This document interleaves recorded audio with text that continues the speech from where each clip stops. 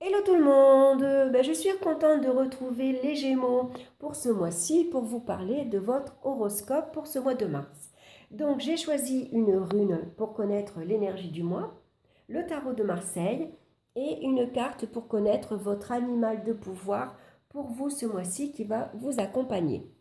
Donc je vais vous parler de la rune de suite et qui est Éoise. Alors j'espère que je le prononce bien. Elle est souvent associée aux chevaux, donc elle correspond au chariot dans le tarot de Marseille. Donc, Éoise, on voit ici que la rune est à l'envers. Ça va nous parler d'une période un peu agitée. On peut ressentir de l'agitation, du stress.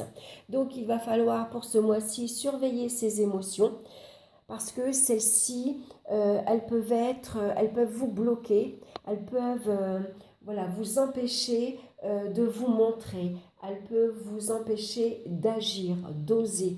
Vous pouvez ressentir de la timidité. Ça parle de blocage et d'instabilité pour ce mois-ci.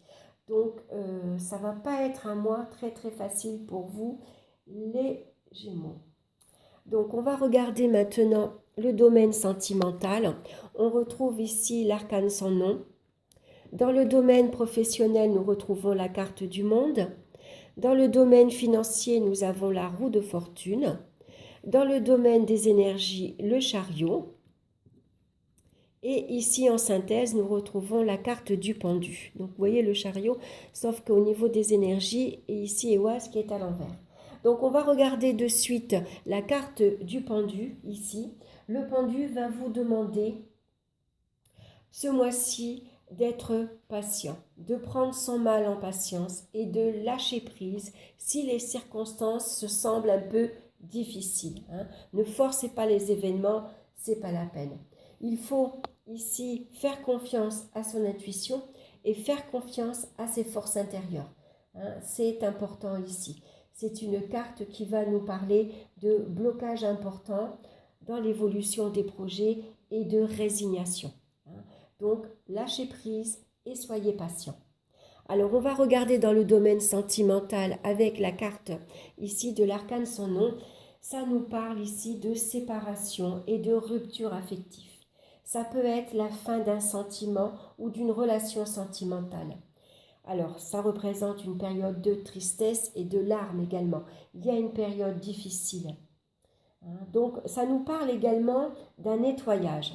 Ici, avec l'arcane ce nom, on a peut-être besoin de faire du nettoyage dans son environnement, dans ses relations. Il y a peut-être des relations qui ne vous apportent rien, qui ne sont pas faites pour vous, qui vous enfoncent plutôt que de vous motiver.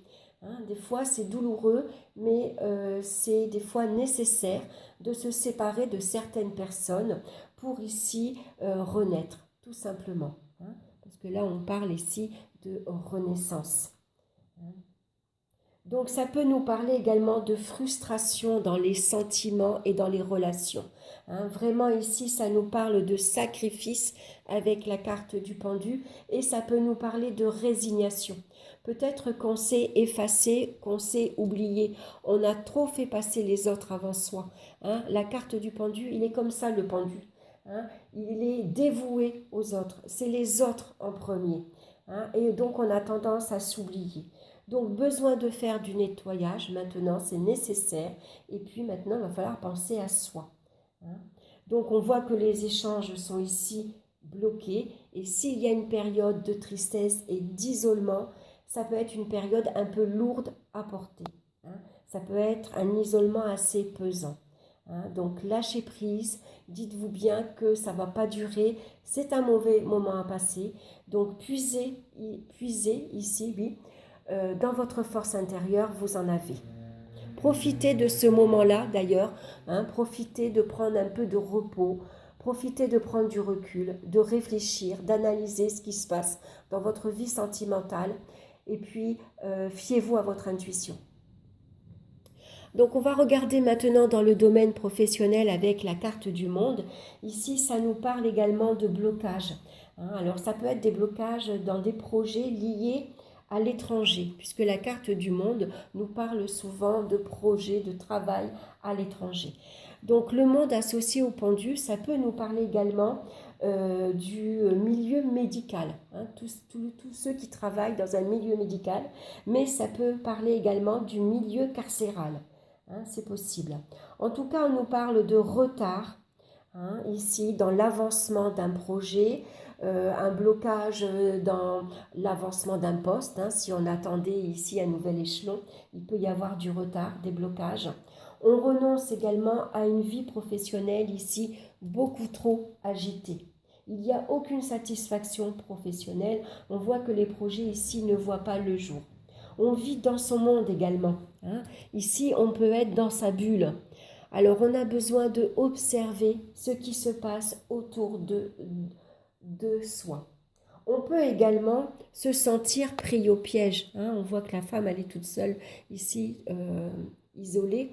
On peut se sentir pris au piège, puisque là, on voit qu'on est nettement tributaire de la hiérarchie. Hein, ça ne dépend pas de nous. On est obligé de passer par la hiérarchie si on veut une évolution. Hein, si on veut monter de grade, si on veut un changement de poste, si on veut une mutation. Voilà, on est tributaire de la hiérarchie et donc ici, cette mutation peut être remise à plus tard. Hein. On voit qu'il y a une impossibilité d'agir. Il peut y avoir une incapacité de travail également, puisque le pendu peut nous parler d'arrêt de travail. Donc ça peut nous parler d'un arrêt de travail prolongé, suite également à une maladie. Hein. Donc on voit que dans le domaine financier, ça va être un mois un peu difficile aussi, puisqu'on voit que la situation financière est bloquée et contraignante. Il y a des tracas, il y a des soucis, il y a ici des épreuves assez lourdes à porter et à surmonter. Peut-être qu'il y a trop de crédits ici, il y a trop de charges, les mensualités sont un petit peu trop hautes et si on est en arrêt de travail, on a bien sûr une baisse de revenus, ce qui nous oblige à faire des sacrifices au niveau financier. Ici, on a l'impression de tourner en rond. On a l'impression qu'on ne s'en sort pas, hein, que les choses ici n'avancent pas. Alors, il va y avoir des difficultés à tenir également ces engagements. Hein. Donc, on va faire ici appel au système D. Hein, avec la carte du pendu, on n'hésite pas à aller demander de l'aide si on en a besoin. On se débrouille également. Et puis, ça peut représenter également des difficultés financières suite à des frais médicaux importants. C'est possible aussi.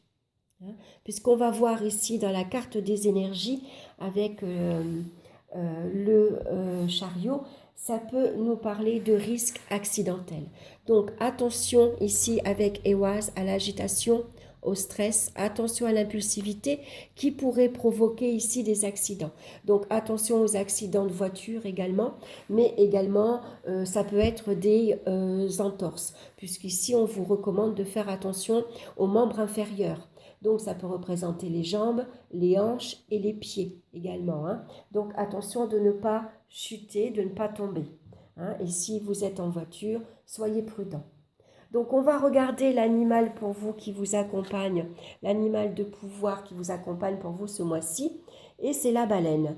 Dans le silence, je m'exerce à écouter les messages de l'intelligence universelle pour qu'ils m'inspirent et me guérissent. Ici, dans le silence, on voit, ça correspond au pendu. On voit que le pendu a la tête à l'envers. Donc, on vous conseille ici de voir les choses autrement. Hein.